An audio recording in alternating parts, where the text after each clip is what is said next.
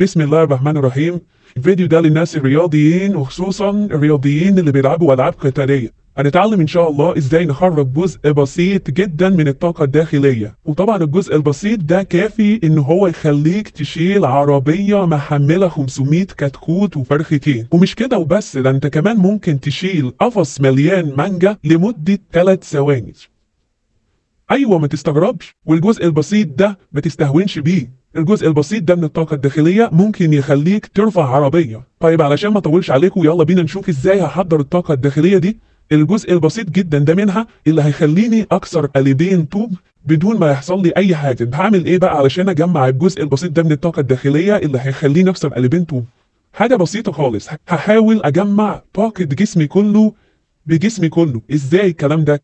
هنشف اعصاب جسمي كلها بالعضلات، مش هخلي حته في جسمي غير وانا شاددها. ازاي؟ ببدا من اول قبضه ايدي. دلوقتي هتنشف جسمك كله من اول صوابع رجليك لحد شعرك. طيب تعالوا نجرب. اول حاجه هبدا من قبضه ايدي.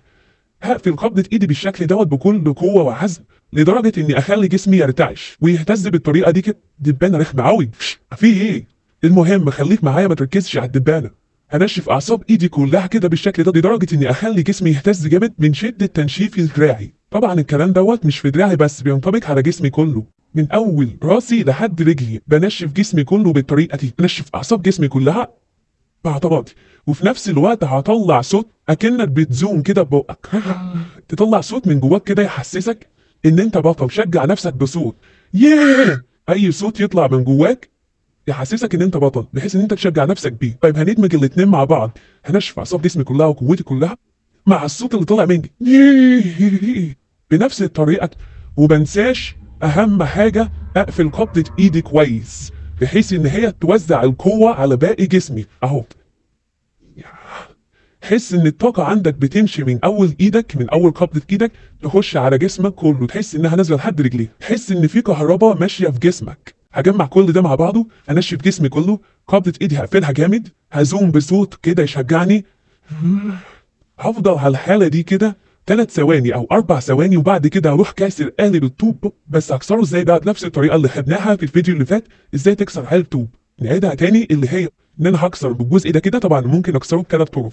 في 3 طرق طبعا للكسر: سيف اليد، وقبضه اليد، وبطن اليد. انا هكسره دلوقتي ببطن الايد لان دي امن طريقه اكسر بيها قالبين الطوب، مع تحضير الطاقه الداخليه طبعا اللي انا لسه قايلها، جزء بسيط من الطاقه الداخليه، زائد ان انا بنزل بكتفي وجسمي مع الضربه. بكتفي وجسمي وايدي مره واحده. مع تجميع الطاقه الداخليه هتلاقي نفسك بتكسر قالبين طوب و3 و4.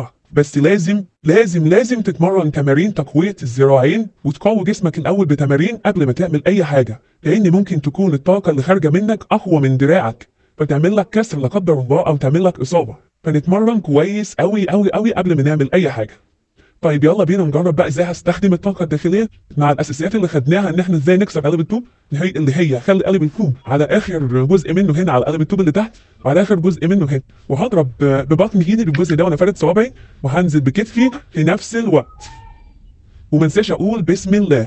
طيب يلا نجرب كل ده ونشوف هل اللي انا قلته ده فعال ولا لا. يا عدوي، لا ما تقولش يا عدوي. عدوي ايه؟ لا اوعى تقول يا عدوي، قول بسم الله. قالبين الطوب اهم، اهو قوالب طوب معتقه. قول بسم الله وحط هنا كده على الاخر. جمع الطاقه دي.